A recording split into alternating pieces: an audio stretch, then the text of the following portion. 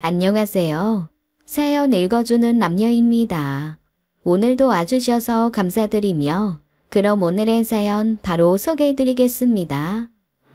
어린 시절 유난히 잊을 수 없는 기억이 있습니다. 옆 동네 살던 고모가 걸핏하면 울면서 저희 집으로 달려오곤 했었어요. 시부모님과 시동생들 때문에 너무 힘들다며 대문 열고 들어서자마자 펑펑 울었고 그때마다 엄마랑 아빠가 고모를 정성껏 다독여주던 모습이 생생합니다. 한바탕 쏟아낸 고모가 집으로 돌아간 후 엄마는 늘 이런 얘기를 하셨죠. 맏며느리 자리 아무나 하는 거 아니지. 넌 나중에 커서 절대 장남하고 결혼하지 마. 엄마 말 명심해. 그래서 저는 막내 아들과 결혼했습니다. 결혼 전 소개팅이 들어올 때마다 주선자에게 제일 먼저 물었던 말도 상대 남자가 장남이냐 아니냐였어요. 지금의 남편도 소개팅으로 만나게 됐는데 막내 아들이란 소리에 다른 거 안 묻고 일단 만나보겠다고 했었죠. 그런데요. 결혼하고 보니 말이 막내지 장남 역할을 고스란히 해야 하는 막내였습니다.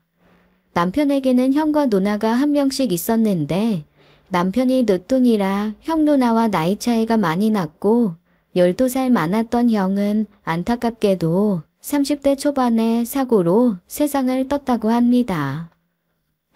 아들, 딸 하나씩 낳았으니 이제 그만 낳아도 되겠다 했는데 어쩌다 제가 생긴 거야.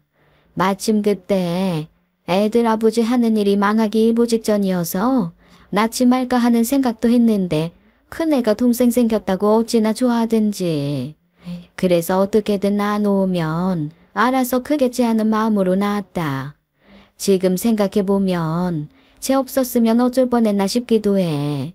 큰애 세상 뜨고 애들 아버지까지 세상 뜨니까 믿을 건 쟤밖에 없더라. 처음 인사드리러 간 날 시어머니가 저 붙잡고 해주신 말이에요. 일찌감치 홀로 된 어머니에게 남은 유일한 남자, 유일한 아들.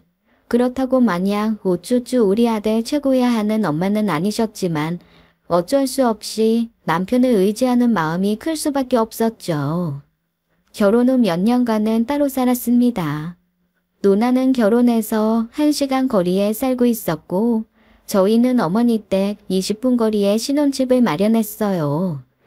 어머니가 연로하신 편이었고 건강도 그닥 좋지 못해 제 딴에는 자주 찾아뵀는데요. 귀찮게 왜 자꾸 오냐. 난 알아서 잘 사니까 너무 자주 오지 마. 성가시다. 은근히 쿨한 분이셨습니다. 어지간해서는 무슨 일이 생겨도 도와달란 말을 안 하셨죠. 어머니, 팔뚝이 왜 그래요? 엄청 아파 보여요. 아, 이거? 국수 삶아 먹다가 됐어. 다 삶은 국수를 차반으로 옮기다가 팔에 확 쏟았지 뭐냐? 왜 얘기 안 하셨어요? 저라도 병원에 모시고 갔을 텐데요.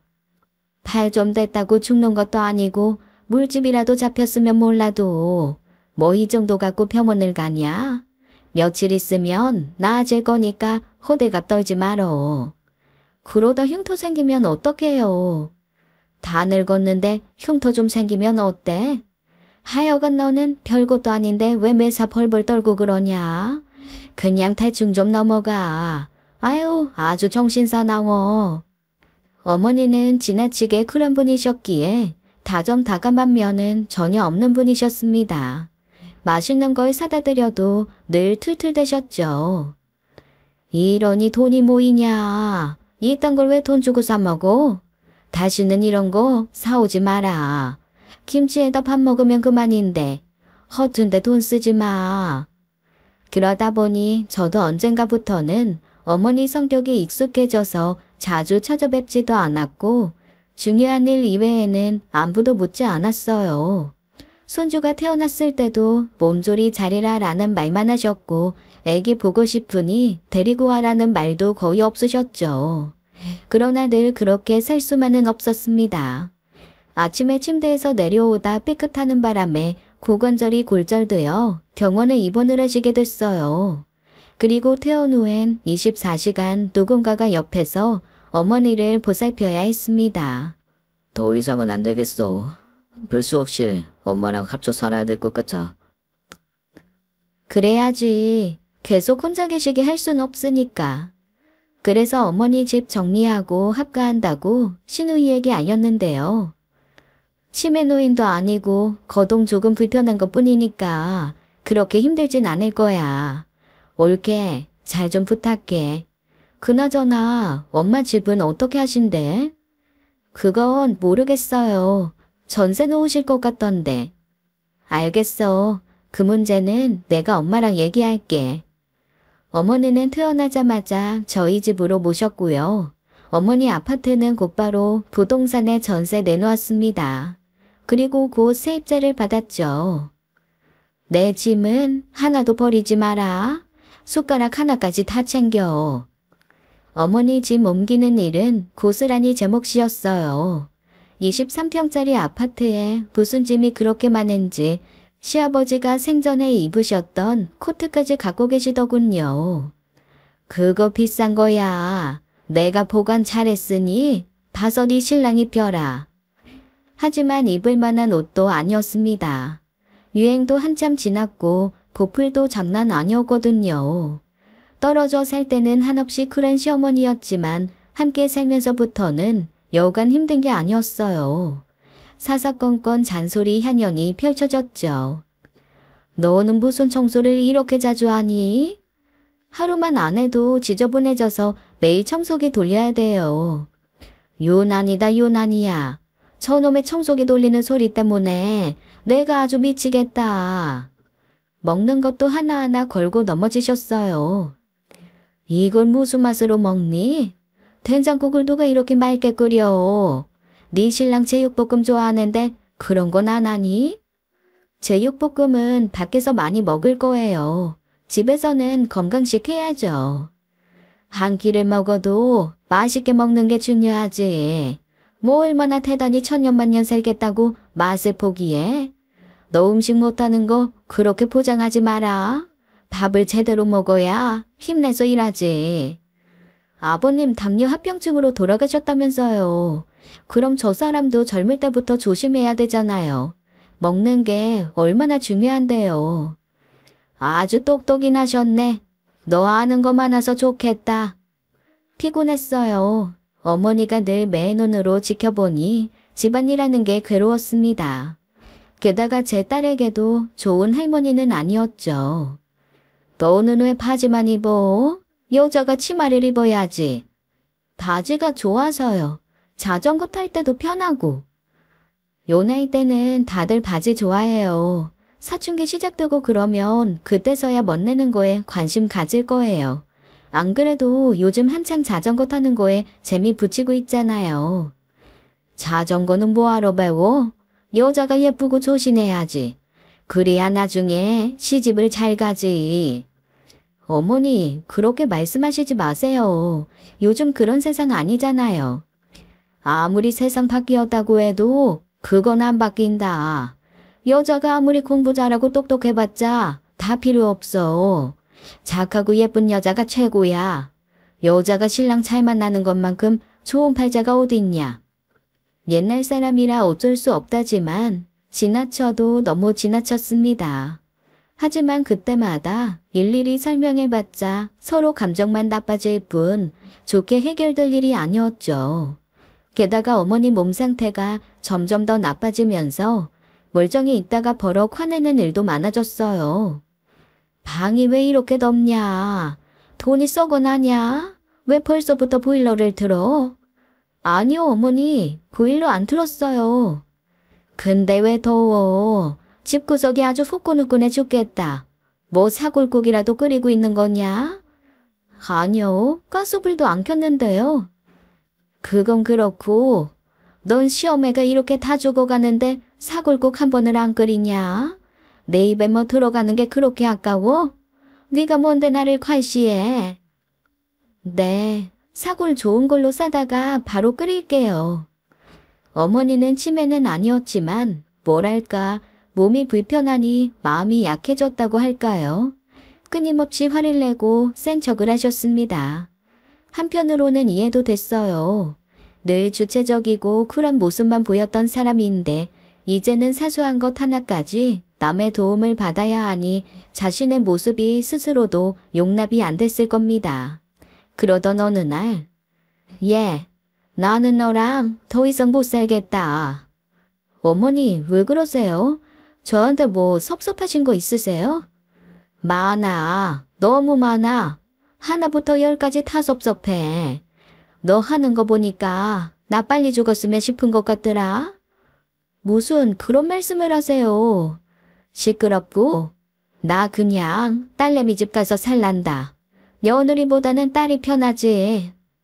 하지만 그건 어머니만의 생각일 뿐 신우이는 말도 안 된다며 단칼에 거절하더군요. 니네는 우리 집 사정 뻔히 알면서 어떻게 우리한테 모시라고 하니?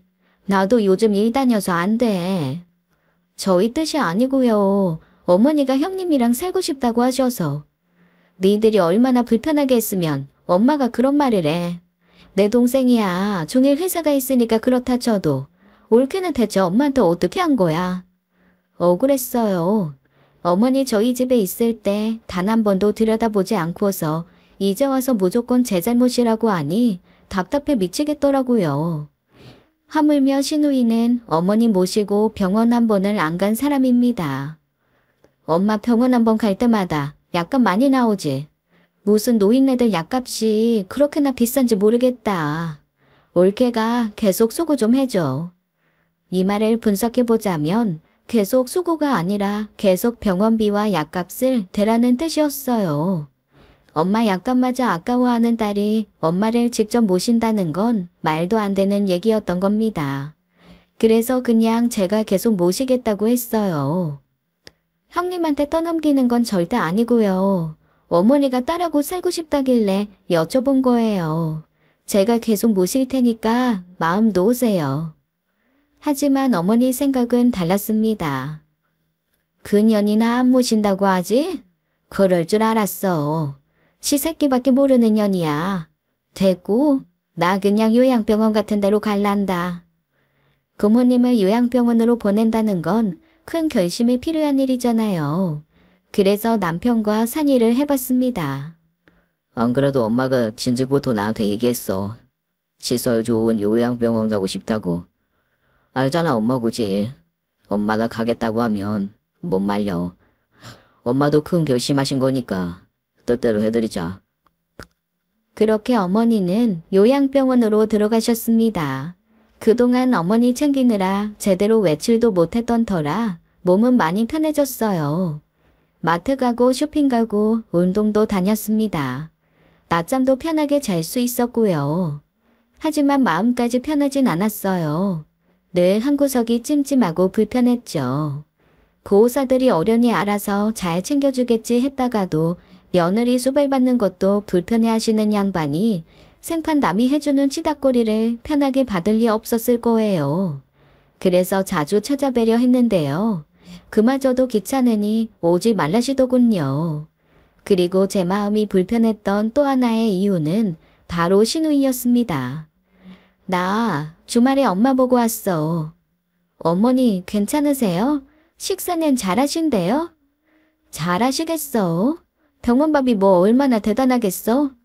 엄마 얼굴 보고 나오는데 어찌나 속상하든지. 나 솔직히 올케한테 섭섭해. 네? 엄마 모시는 게 그렇게 힘들었어? 거동 불편한 노인을 꼭 요양병원에 보내야 했냐고. 아니요. 저는 불편해도 끝까지 모시려고 했는데 어머니가 긁고 가신다고 해서.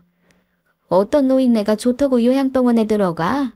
아들 내외랑 사는 게 눈치 보이니까 그러신 거 아니야.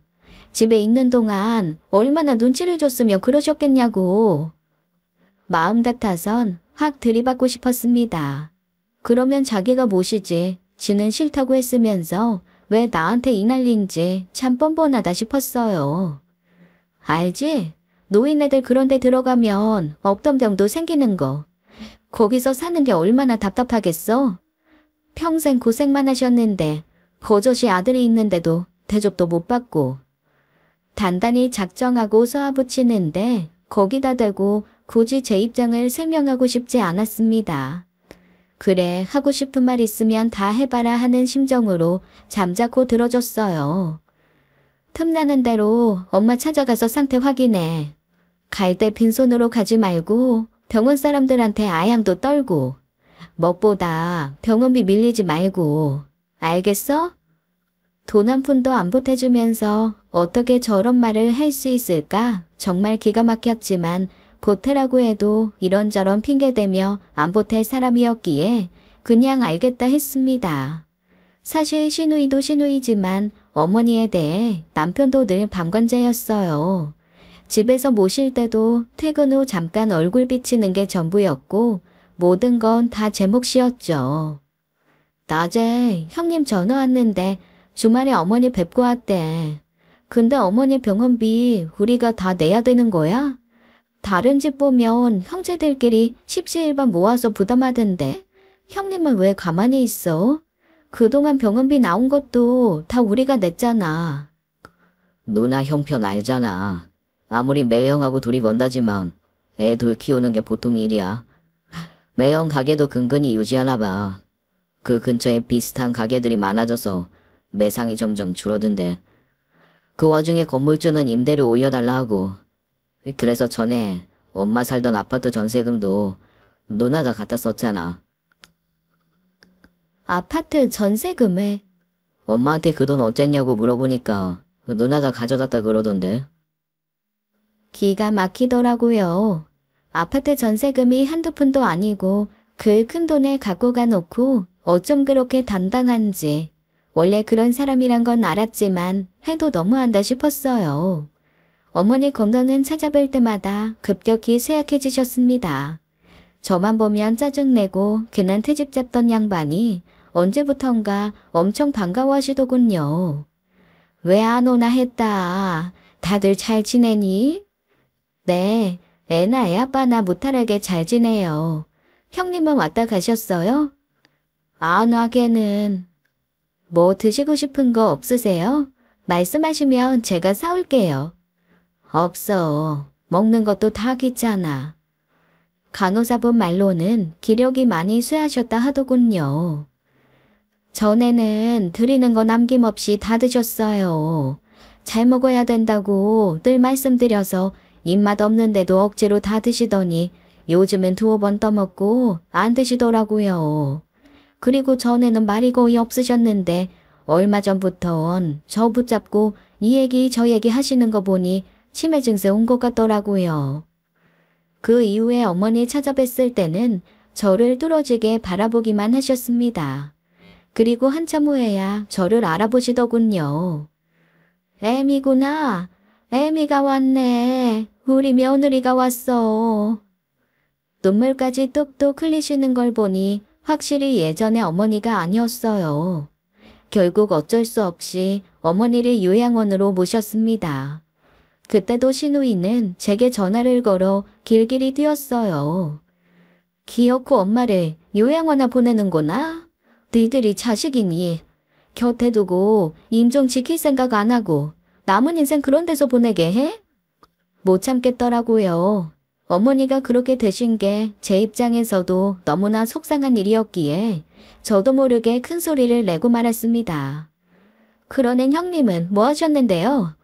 병원을 한번 모시고 가길 했어요? 아니면 병원비 한 푼은 보태셨어요? 말로만 어머니 불쌍하다 안 됐다 했지. 언제 어머니 밥 한 숟가락 떠먹인 적 있냐고요? 올게 미쳤어? 어디 감히 나한테 그따구 소리를 해. 왜요? 제가 뭐 못할 말 있어요? 어머니 아프신 이후로 형님이 한 게 뭐 있는데요. 화는 나지만 딱히 할 말은 없었을 겁니다.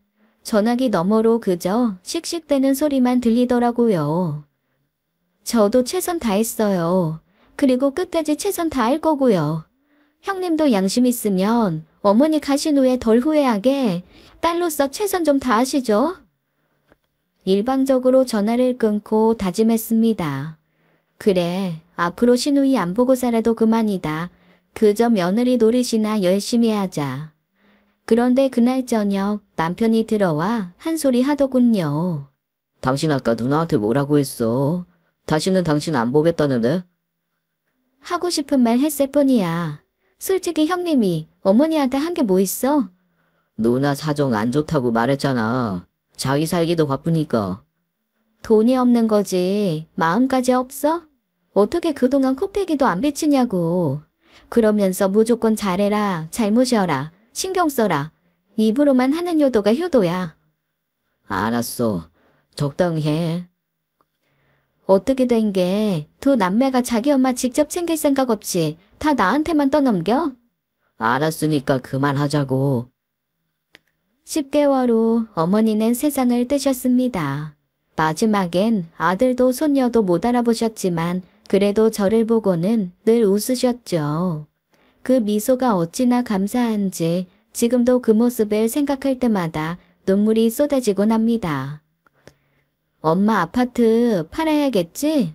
남은 거라곤 그게 전부인데. 그 돈은 정확히 반으로 나누자. 팔아봤자 얼마나 남겠어. 전세금 빼면 몇 푼 남지도 않는데. 어쨌든 딱 반으로 나눠. 그때도 너무 괘씸했어요. 전세금이 아파트 값의 반 이상이었는데 그걸 혼자 다 가져가 놓고 남은 것마저 챙기려고 하는 게 진짜 못돼도 너무 못됐다 싶었죠. 솔직히 저라고 욕심이 없겠어요. 그동안 독박으로 어머님 보살핀 거 돈으로 따져서 당당히 내 목 내놔라 할 수준이었으니까요. 하지만 전 아무 말도 하지 않았습니다. 그럴 만한 이유가 있었거든요. 어머니 요양원 계실 때 이제는 두 다리로 걷지도 못하고 휠체어에 의지해 계실 때였어요. 어느 날 어머니를 모시고 휠체어를 밀어 바깥 공기를 쐬고 있었는데 아주 나지막이 말씀하시더군요. 너 가져. 그거는 네가 가져. 네 몫이야. 네? 뭐가요? 아버지 코트. 그거 너 가져. 아버지 코트요. 네, 제가 잘 입을게요. 치매 때문에 그냥 하신 말씀인 줄 알았습니다. 그런데 그 순간 아주 힘을 주어 말씀하시더군요. 아버지 코트. 알겠지? 거기에 있는 거 네 거야. 집에 돌아와 아버님 코트를 꺼내봤습니다. 시간 날 때 정리하자 했다가 계속 미루고 있었는데 왜 그렇게 코트 얘기를 하시나 싶어 꼼꼼히 살펴봤어요. 그런데 안쪽 주머니에 뭔가가 있더군요. 통장과 도장이었습니다. 그리고 통장을 펴보니 세상에나 3억이 있더라고요. 알토란처럼 모은 돈인지 아니면 무언가를 처분하고 남은 돈인지 모르겠지만 3억이란 돈이 한 큐에 찍혀 있고 출금된 기록도 없더군요. 혹시나 해서 통장을 들고 은행에 가서 통장 정리를 했습니다. 단 한 푼도 빠져나가지 않고 그 사이 이자만 붙어 있더라고요. 저 혼자만 알고 있기엔 너무 큰 돈이었어요. 그래서 어머니를 다시 뵈러 갔습니다. 어머니, 지난번에 말씀하신 아버지 코트요. 거기에 뭐가 있던데? 찾았어? 그거 네 거야. 진짜 저 가져요? 응, 맛있는 거 사 먹어. 그때 어머니는 치매 환자셨습니다. 때문에 그 말을 곧이곧대로 믿을 순 없었어요. 하지만 저는 어머니의 진심이라 믿고 싶었습니다. 늘 잔소리하고 트집 잡고 저에 대해 죄다 못마땅히 하셨지만 그래도 제가 믿기만 했던 건 아니라고 생각하고 싶었어요. 물론 그렇다고 그 돈을 제 맘대로 쓸 순 없었습니다. 남편도 신우도 모르는 돈이었지만 언젠가는 다들 알게 될 게 뻔하니 건드리지 말자 다짐했죠. 신우가 그 돈에 대해 알게 된 건 어머니 돌아가신 지 한 달 뒤였습니다. 예고도 없이 남편을 대동하고 집에 왔더군요. 내가 얼마 전에 엄마 이름으로 사망자 재산 조회해봤어. 그랬더니 3억짜리 예금이 나오더라. 그거 니들끼리 먹으려고 했니? 안 봐도 뻔했습니다. 어머니가 남기신 거 없나 눈에 불을 켜고 찾아봤겠죠. 물론 저도 이런 상황을 예상하고 있었어요. 그게 무슨 소리야? 3억이라니? 그거 아마 아버지 돌아가셨을 때 나왔던 사망보험금 같은데 알고 있으면 빨리 내놓고 아니면 은행 가서 찾아야지 뭐. 당신 뭐 아는 거 있어? 그때 저는 뻔뻔해지기로 마음먹었습니다. 그것도 아주 감도 높게요. 그거 어머니가 나 주셨는데? 내가 이럴 줄 알았어. 엄마가 준 거야? 아니면 올케가 빼돌린 거야? 미리 알았다면 빼돌렸을지도 모르죠. 그런데 전혀 몰랐고요. 어머니가 얘기해 주셔서 알게 됐어요. 요양원에 계실 때 저 맛있는 거 사 먹으라고 주시던데요. 나한테 왜 얘기 안 했어? 말했잖아. 어머니가 나 주신 거라고. 올케, 되게 영악하다.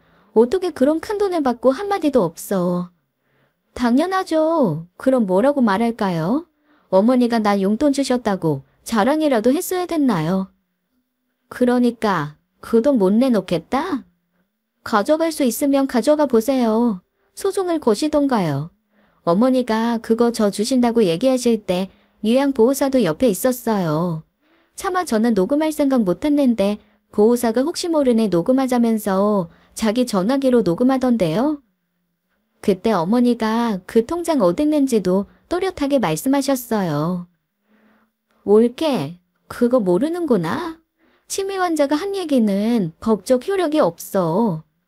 신우는 이미 이것저것 꼼꼼히 알아본 상태였습니다. 충분히 그러고도 남을 사람이었죠. 알아요. 그러니까 소송 거시라고요. 법원에서 주라는 만큼은 다 드릴 테니까요. 부들부들 떠는 신우, 그리고 저를 어이없다는 듯 바라보는 남편. 두 남매의 모습을 보고 있자니 묘한 통쾌함이 느껴졌습니다. 어머니 돌아가시기 직전까지 제가 다 챙겼어요. 혼자 사실 때부터 요양병원, 요양원 거치면서 형님은 몇 번이나 어머니 보러 오셨죠? 그건 내가 먹고 살기 바빠서. 네, 그러셨겠죠. 장사 안 된다, 힘들다. 애들 밑으로 들어가는 돈이 한두 푼이 아니다. 매달 적자다. 그런데 차는 무슨 돈으로 바꾸셨어요? 지난번보다 훨씬 좋은 차던데. 어머니 전세금 가져가신 걸로 바꾸신 건가? 승차감은 어때요? 탈만해요? 아무래도 비싼 차니까 돈값은 하죠? 저의 팩트 폭행에 신우는 그제야 기가 죽은 것 같더라고요.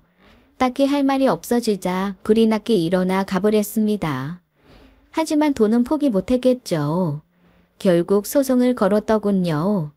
그렇게 전 신우에게 7,500만 원을 송금했습니다. 돈을 보내면서 생각했어요. 그래, 네 엄마 돈 먹고 떨어져라. 앞으로 다시는 보지 말자. 어머니에게 큰돈을 받았다는 사실을 알게 된 후 남편이 저를 보는 시선은 경멸 그 자체였습니다. 이해는 됐어요. 남도 아닌 남편이고 자기 엄마 돈이니 배신감 들만도 하죠. 맞아요. 저 남편한테 일부러 말 안 했어요. 어떻게 나한테까지 말을 안 할 수가 있냐? 어차피 나중에 알게 될 돈이고 당신한테 말하면 누나랑 나누자고 할 게 뻔하잖아. 그래서 말 안 한 거야. 당신보단 형님 얄미워서. 솔직히 형님 해도 너무하지 않아? 말했잖아. 누나 형편이 안 좋아서. 그래서 어머니 아파트 전세금을 홀랑 다 줬니? 정말 눈물 나는 남매다. 자기 엄마는 며느리 나한테 떠넘기고 남매끼리는 어쩜 그렇게 사이가 좋나 모르겠어. 어쨌든 나도 그 돈 좀 줘. 안 돼. 싫어. 나중에 쓸 데 있어. 실제로 전 한 푼도 쓰지 않았어요. 딸아이 중학교 갈 때 되면 이사할 생각이어서 그때 집 넓혀가려고 모셔두었거든요. 알았다, 알았어. 어머니가 요양원에 들어가실 무렵 남편 일이 많이 바빠지고 출장도 많아져서 깊은 얘기를 나눌 시간이 별로 없었습니다. 며칠 만에 집에 온 남편은 하루 종일 잠자기 바빴고 딸아이한테도 소홀했죠. 그러다 어머니에 대해 상의 좀 하자면서 귀찮다는 듯 피하더라고요. 나 지금 거기까지 신경 쓸 겨를 없으니까 당신이 알아서 해. 그러다 보니 모든 걸 나한테 떠넘기는 남편이 너무 밉더라고요. 그래서 남편과의 사이가 조금 멀어졌습니다. 어머니 돌아가셨을 때는 대성통곡하는 거 보고 짠하고 딱하다는 생각은 들었어요. 하지만 장례를 치르자마자 또 출장을 가고 일에 빠져 살더라고요. 나 다음 주에 지방 출장 가. 이번엔 한 달짜리 출장이야. 무슨 지방 출장이 한 달씩이나 걸려? 주말엔 올라올 거야? 가서 여유 있으면 올라올게. 제발 가족과 함께하는 시간 좀 늘려라. 나는 괜찮지만 딸애한테는 신경 좀 써라 말하고 싶었지만 해봤자라는 걸 알았기에 잘 다녀오라고만 했죠. 남편이 지방으로 내려가고 며칠 후 마침 그때가 저희 13주년 결혼 기념일이었는데요. 몇 년간 어머니 때문에 기념일을 그냥 건너뛰었기 때문에 이번에도 당연히 기대 안 했습니다. 게다가 그 무렵 딸내미가 사춘기를 겪고 있어서 말끝마다 저를 무시하고 친구들밖에 몰라서 여러모로 사는 게 참 외롭다는 생각을 많이 했어요. 그런데 남편한테 뜬금없는 연락이 왔습니다. 곧 우리 결혼 기념일이네. 웬일이야? 그런 걸 기억하고.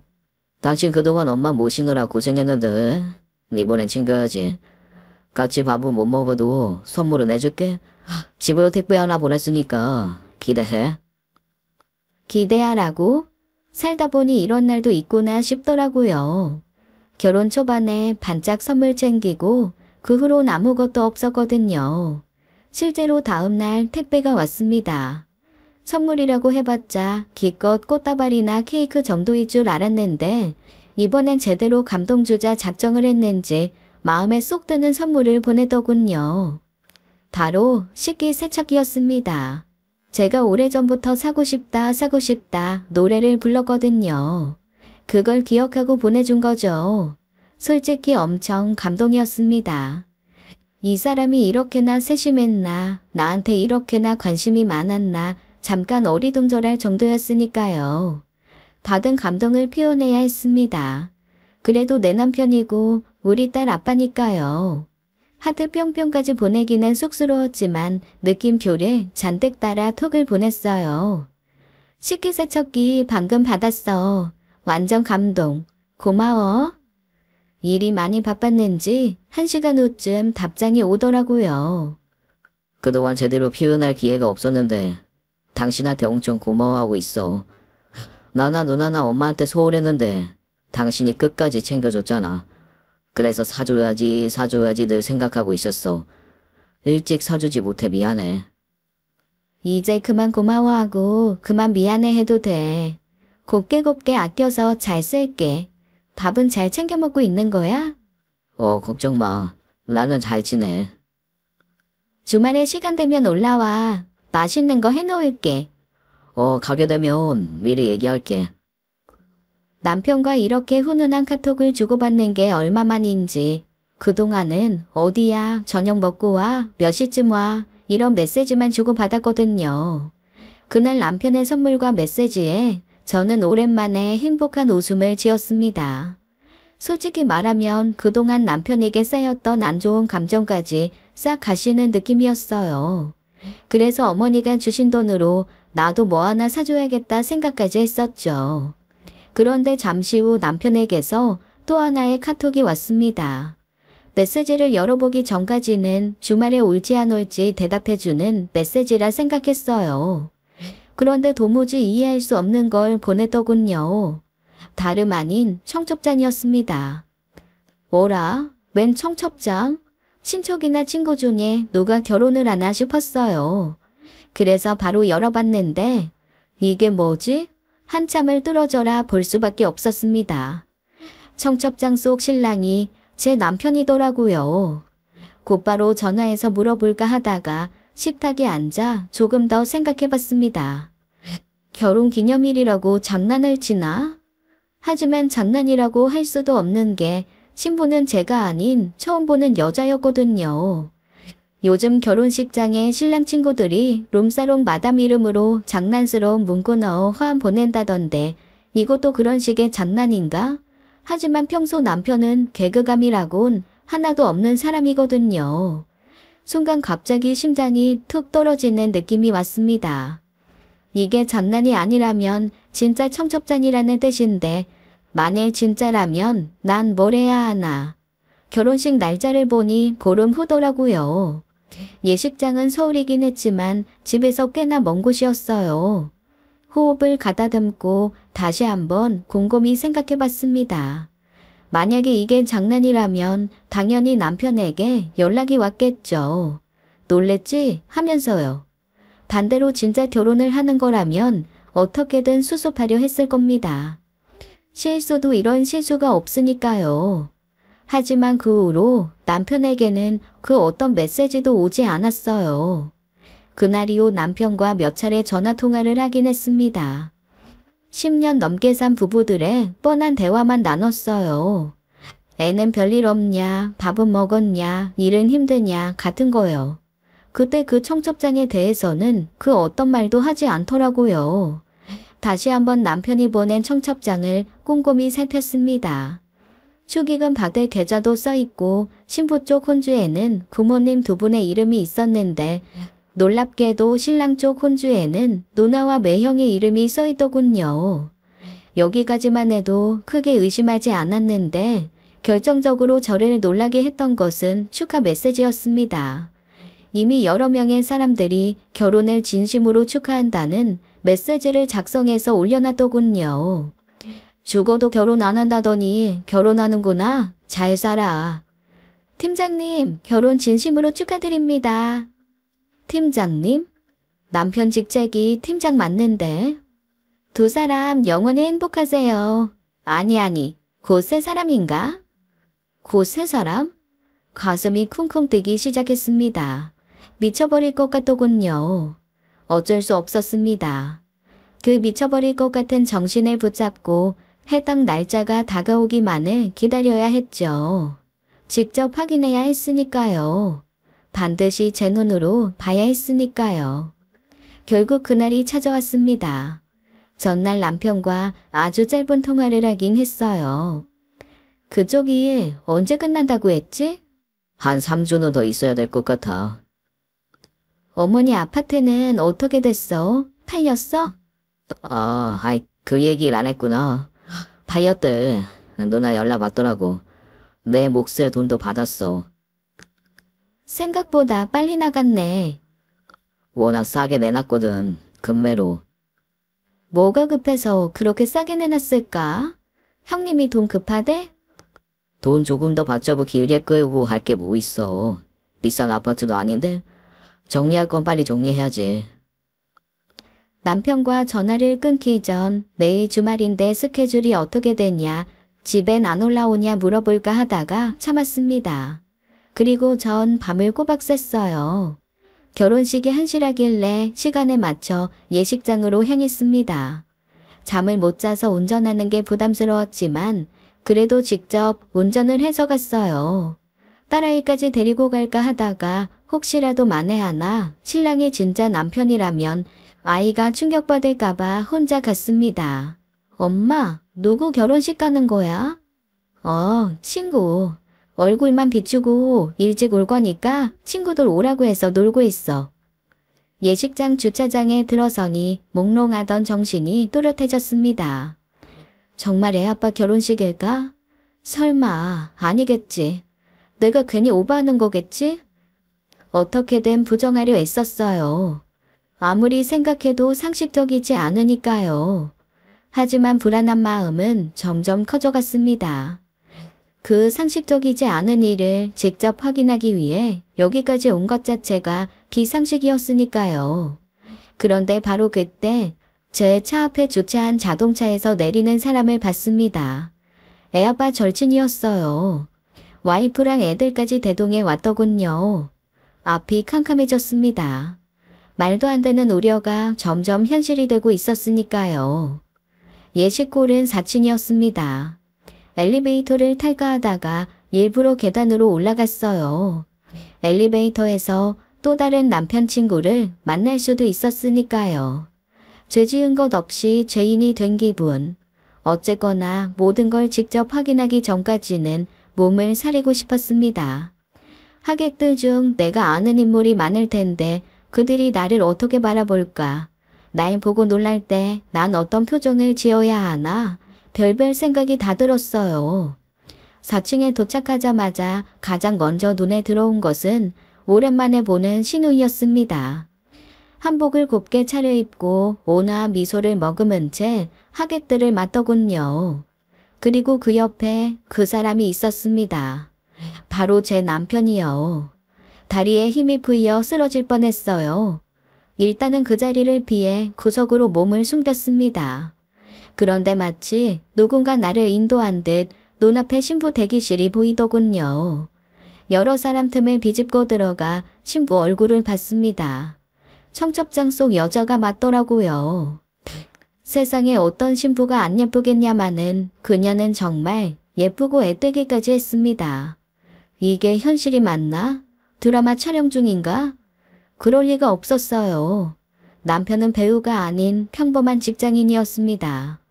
그리고 그곳에 모인 많은 사람들은 분명 이 결혼을 축하하러 와준 게 맞으니까요. 그때 누군가가 신부를 향해 말하더군요. 티 안 나. 전혀 안 나. 누가 너 임신 5개월인 줄 알겠니?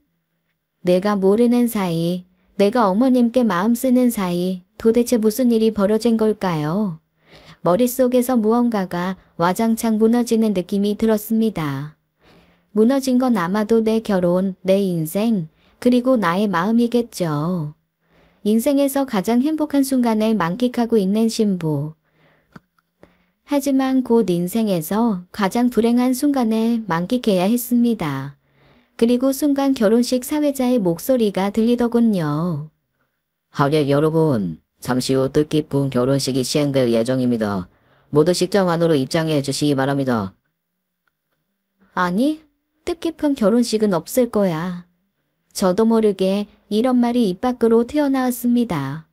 그리고 예식홀 입구를 향해 걸어가 늠름하게 서 있는 남편 앞에 섰죠. 서울 못 온다더니 당신 언제 온 거야? 제 얼굴을 본 남편은 그 자리에 얼어붙더군요. 그리고 입을 쩍 벌린 채 저를 보는 신우이의 표정도 가관이었습니다. 어떡해, 어떡해. 형님, 어떡해라뇨. 진짜 어떻게 저만 빼고 이런 잔치를 벌이세요. 저 섭섭해요. 아니, 그러니까. 당신 화장했네. 못 알아볼 뻔했잖아. 눈썹을 왜 이렇게 진하게 그렸어? 좀 웃기다. 그때 저희를 보고 다가온 사람이 있었습니다. 왜 그래? 이분은 누구신가? 신부 측 혼주, 신부 엄마였어요. 하지만 남편도 신우도 아무런 대답을 할 수 없었죠. 어른이 묻는데 왜 답을 안 해? 나 인사 좀 시켜줘. 올케? 잠깐만. 나랑 얘기해, 나랑. 어? 올케? 올케라니? 사촌 올케라도 되시나? 그 양반 궁금증에 답을 해줘야 할 순간이 됐습니다. 아무도 답을 해주지 못한다면 어쩌겠어요. 제가 해야죠. 사촌 올케 아니고요. 그냥 올케예요. 이 사람 아내예요. 이게 무슨 소리야? 아내라니. 이 남자가 법적으로 제 남편이고요. 여기 이분은 제 시누이 되세요. 아무것도 모르셨어요. 잠깐만. 난 도무지 무슨 소린지 모르겠는데 자네가 설명해봐. 이게 어떻게 된 일이야? 그제야 사람들이 웅성거리기 시작했습니다. 결혼식 사회자가 다들 식장 안으로 들어오라고 했음에도 사람들은 저희 주변에 모여들었어요. 남편은 길게 한숨을 쉬며 하늘을 올려다보더군요. 하늘은 왜 봐? 어머니한테 도와달라고 기도라도 하는 거야? 이봐요. 진짜 아내 맞아요? 맞으면 증거 대봐요. 증거를 대라면 수도 없이 될 수 있어요.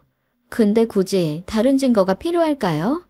지금 이 사람 표정 보면 아실 텐데요. 비싸게 돈 주고 화장한 남편의 얼굴은 땀으로 범벅이 돼 있었습니다. 곱게 차려입은 신우 역시 울기 일보 직전이었죠. 어떻게 알고 왔어? 어떻게 알고 왔냐고? 당신이 알려줬잖아. 카톡으로 청첩장 보냈던데? 정식으로 나 초대한 거 아니야? 뭔가 큰 실수를 했다는 듯 얼굴을 일그러뜨리는 남편. 여기서 뭐 하고 있는 거야? 당신 딸은 지금 혼자 집 보고 있을 텐데. 한 달에 얼굴 몇 번 보여주지도 않는 아빠가 여기서 이렇게 파티를 하고 있네? 신부 엄마는 이미 자리에 주저앉아 있었습니다. 그리고 그날의 또 다른 주인공인 신부가 다가오더군요. 오빠, 뭐야? 무슨 일이야? 엄마 왜 그래? 그야말로 대혼란의 한 장면이었습니다. 그 누구도 수습이 불가한 상태였죠. 어쩔 수 없이 종지부는 제가 찍어야 했습니다. 그래서 넋을 놓고 서 있는 남편의 따귀를 때렸죠. 정신 차려. 네가 저지른 일, 네가 수습해. 왜 이러세요? 누군데 사람을 쳐요? 물어봐. 니네 오빠한테. 어쩌면 아가씨가 나보다 더 불쌍한 사람 같네. 대체 누구신데요? 왜 남의 결혼식에 와서 난리예요? 남의 결혼식이 아니니까 이러지. 내가 먼저 이 남자랑 13년 전에 결혼했거든? 법적으로 당당한 부부인데 그걸 남이라고 할 순 없잖아. 딸도 있어. 이 남자랑 똑 닮은. 웅성거리는 사람들을 뒤로하고 저는 그곳에서 빠져나왔습니다. 따귀 한 대로 끝내지 않고 머리카락을 죄다 쥐어뜯고 사람들 앞에서 큰 소리로 이 남자가 처자식 두고 다른 여자랑 결혼하려 한다. 조강 지쳐버리고 멀쩡한 아가씨 임신까지 시켜 결혼하는 거다. 라고 고래고래 소리 지른다고 해도 누구도 저에게 뭐라 할 수 없는 상황이었죠. 하지만 무서웠어요. 이후 벌어질 상황을 제 눈으로 보고 있기가 두려웠습니다. 계단을 내려오는데 눈물이 쏟아져 앞이 보이질 않더군요. 집까지 제대로 운전해 갈 자신은 없었어요. 하지만 가야 했습니다. 딸아이가 너무너무 보고 싶었거든요. 주차장에 내려와 차에 올라타 한참을 울었습니다. 그때 누군가 창문을 두드리더라고요. 남편 친구였어요. 재수씨 괜찮아요? 아니요, 안 괜찮아요. 지금 운전하면 안 돼요. 내가 대리운전 불러줄 테니까 일단 내려요. 그래도 내 걱정해주는 사람이 한 명은 있구나 하는 생각에 눈물이 더 나더라고요. 주차장 한 구석에 앉아 남편 친구와 얘기를 나눴습니다. 이혼했다고 들었어요. 어머니 모시는 걸로 늘 싸워서 어머니 돌아가시고 바로 이혼했다 그랬거든요. 그리고 곧바로 어떤 여자 만나게 됐다고 어쩌다 임신을 하게 돼서 결혼식 서두르는 거라고 했어요. 나름 머리 굴려 짜낸 시나리오였나 봅니다. 딴에는 탄탄한 시나리오라 생각했을 거예요. 어머니 장례식 치르면서 재수씨가 하도 울길래 저렇게나 어머니한테 정을 쏟았던 사람이 왜 이혼을 했을까 의아하긴 했어요. 한편으론 할 일 다 했으니 이혼했나 보다 생각도 했고요. 그런데 저 자식이 일을 이렇게 만들 줄 몰랐네요. 그러게요. 저도 저 사람이 이 정도일 줄은 꿈에도 생각 못했어요. 지금 위에 난리도 아니에요. 신부랑 신부 엄마는 졸도해서 병원에 실려갔고요. 신부 아버지랑 오빠가 그 자식 붙잡고 얘기하는 중인데 두들겨 맞는 건 아닌지 모르겠네요. 그 자식은 그 자식이고 일단은 재수씨 걱정돼서 내려와 봤어요. 제가 설명해 드릴 수 있는 거는 이게 다고요. 대리운전 불러드릴 테니까 일단 집에 가서 쉬세요. 저 새끼 진짜 미친 새끼네. 언제부터 바람이 난 건지 어쩌다 이런 극악무도한 일을 벌이게 된 건지 자세한 내막을 알게 된 건 그날 밤이었습니다. 남편과 신우가 나란히 집에 왔더군요. 엄마는 아프고 당신이 엄마한테 정신 쏟고 그때부터 집에 들어오기 싫어지더라고. 그러면 안 되는 거 알았지만 그냥 밖으로 놀고 싶었어. 그래서 야근한다 출장 간다 거짓말했던 거야? 얘도 답답했겠지. 이것저것 얼마나 부담이 됐겠어? 형님은 부담되면 바람 펴요? 그걸 지금 말이라고 하시는 거예요? 공범인 주제에 지금 누굴 두두네요. 남매의 정은 이 상황에서도 끈끈하더군요. 당신한테 뭐라고 할 말이 없어. 해달라는 대로 다 해줄게. 지인들한테는 나랑 이혼했다고 말했다며?